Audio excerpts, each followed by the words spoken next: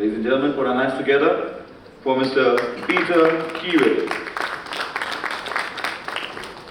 Thank you for the kind invitation. So let's talk about what's going on in the energy markets. What we're showing here is basically our entire product suite and what the evolution of the volumes and product mix has been over the past couple of years. So a couple of highlights. Well, first in history. WTI crude oil is the world's oldest crude oil contract, launched in 1983. And with very little changes since that time. It was one of the first energy contracts. Henry Hub natural gas, which I'll speak to a little bit earlier, has been active for 34 years. That was actually launched the year I joined the industry. And it's been quite a journey there. We also have gasoline and heating oil contracts. Those make up the vast majority of our business and volume today and reflect basic usage throughout the world. So that makes up the core of the energy trading business. There's many other products, but these are the key benchmarks in the industry today. So two things have happened. Number one, adoption of options as a trading product. That options growth has been faster than any other part of our market, and participation and ease of use has increased dramatically.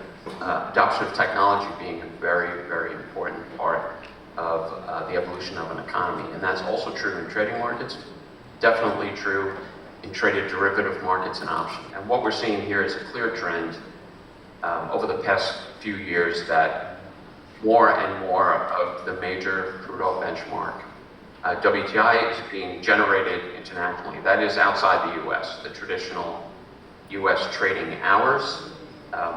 When I started at CME Group in 2013, upwards of 90% of our volume happened during US trading hours. That has changed dramatically over the past 10 years.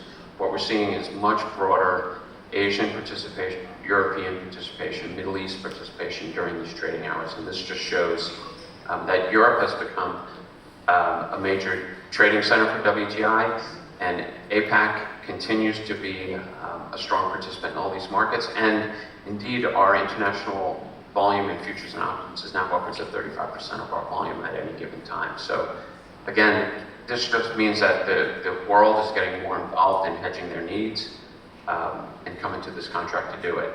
And what has that been driven by? So look at the chart on the right. You can just see what's happening is that the democratization of options, moving them on screen, launching new products.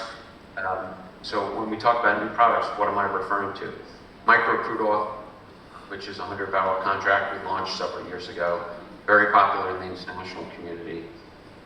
We launched options along with that are smaller but still popular, and weekly options, which I heard about briefly on our previous panel. Those all increased the reach of options, the ability to do much more targeted hedging, much more targeted trading and risk management. And then what's also developing is international transatlantic hedging goals. So these are spreads between WTI and the Brent crude index, and you can see just here a little example of how those differentials trade. So today there's a $5 discount in the market between Brent and WTI, and those are very active arbitrage strategies and trades that exist.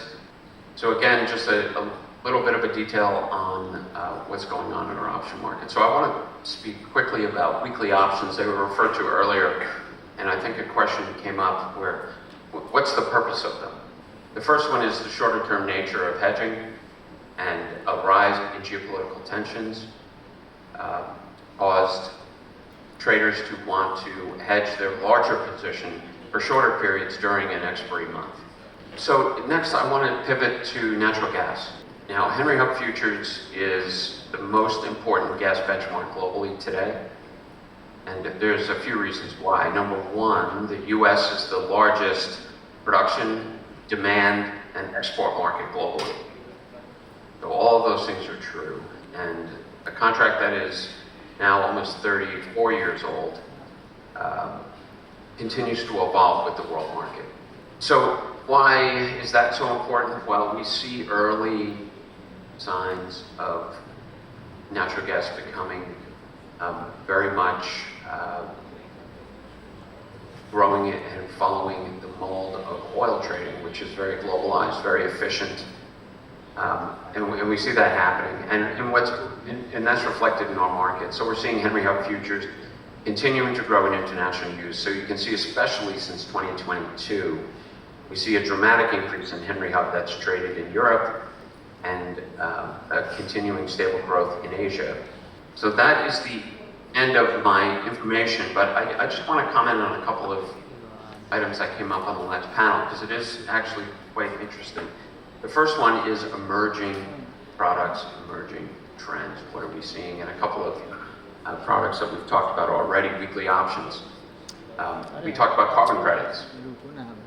So in the carbon credit world, where CME is focused today is what's known as the verified carbon market or voluntary carbon market. And we have several futures contracts that track those.